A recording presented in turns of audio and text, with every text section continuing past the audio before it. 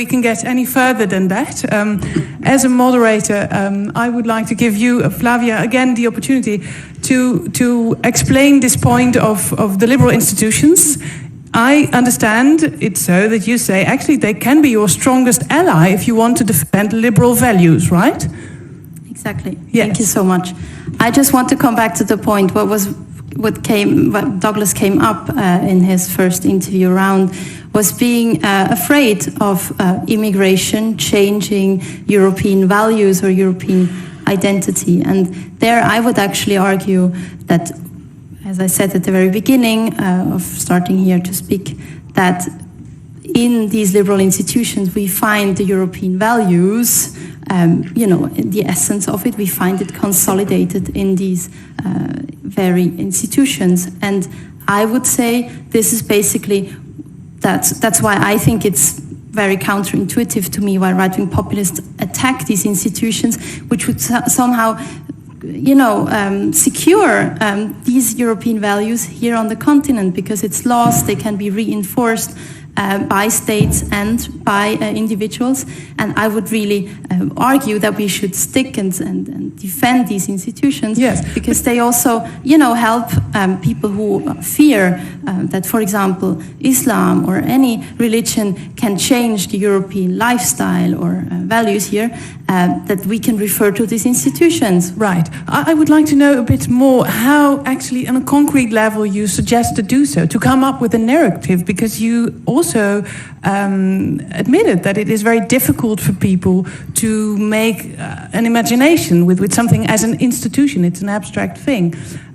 They don't actually know what they stand for, is what you said. So how does one show pride in institutions, just on a very concrete level? What's the narrative, the moving story, for that matter, that politicians should tell when defending institutions? I think one point already would be, again, to start explaining why they have been developed, these institutions. It's because it's for a reason, right?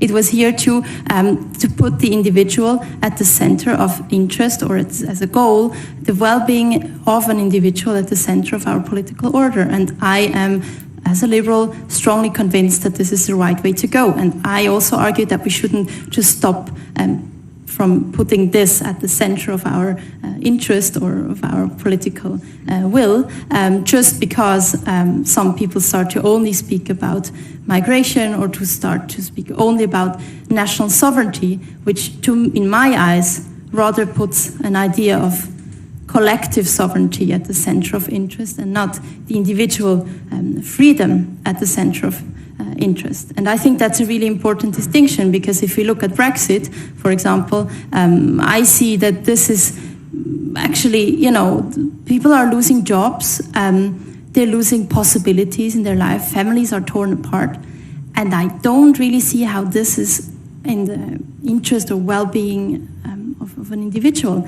So it's really against that idea. I don't see how this claiming the national sovereignty pays off. It's not about the individual anymore. The whole thing about Brexit is that you're being run by what? You're run the EU. It's not an individual.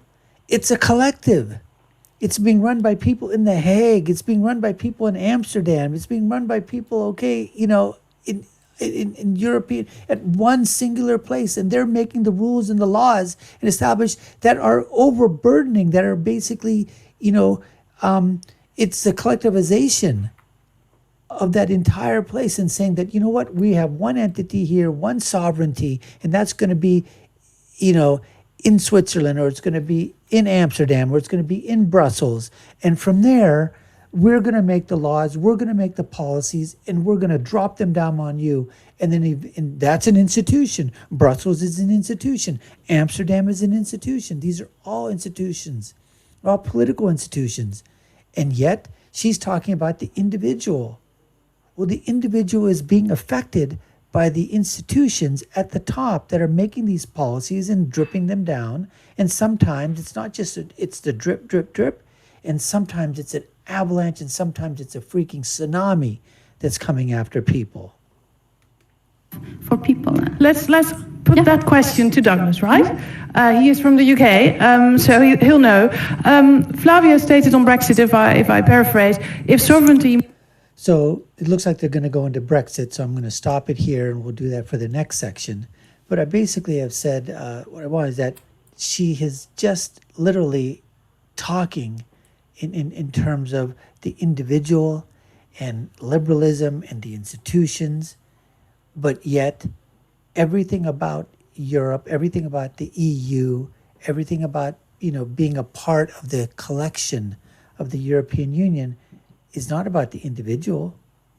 It's all about the collective. So I don't understand what she's talking about. Yes, you have got liberal institutions within those collectives, but a lot of times those liberal institutions, they also go along because they want to be woke. They're the social justice warriors. They're the virtue signalers. They're the people, the institutions, the corporations, the institutions that go along with the state and the collective and clamp down on the individuals. And that's what happens. Look at the whole thing with the transgender movement. Look at the whole thing with, going against Brexit. Look at what happened here in the United States of America with all the things that were happening also with, the LGBTQ movement, the transgender movement.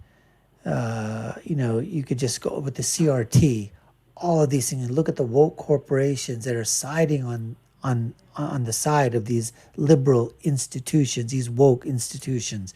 That's what's happening here, folks. Anyways, we appreciate you taking the time to watch. You've been watching the Dr. Nasir Shaikh Show. I've been your host. My name is Dr. Nasir. If you haven't done so, subscribe to our channel, hit that notification bell, like, share, and follow us. Let us know what you think. This was part 6 of the debate between Douglas Murray and Flavia Kleiner. There's a ton more parts here. Check them out on our channel. I'll leave you with my final thought, which is, when you're right, you're right, and when you're left, you're wrong. We'll see you again next time, folks. Take care and stay safe.